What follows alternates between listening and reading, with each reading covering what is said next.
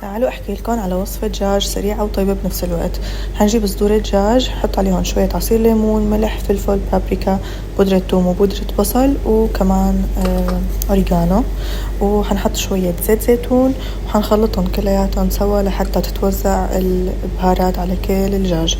بعد هيك حنجيب القلاية الهوائية، حنحط فيها إذا بدكم هذا الورق يعني مشان المويستشر اللي حيطلع من اللحمة ما ينزل جواتها، وحنحطهم بالقلاية الهوائية لحتى يسمروا منيح ويستووا منيح، يعني بدهم شوية وقت.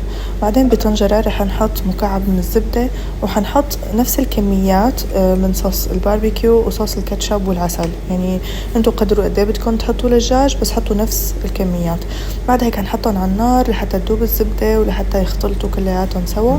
وبعد ما يستوي الدجاج رح نضيفه على الصوص، وحنشعل تحتهم ونقلبهم لحد ما الصوص هيك يلزق على الدجاجة وتصير هيك يعني كلياتها حواليها صوص.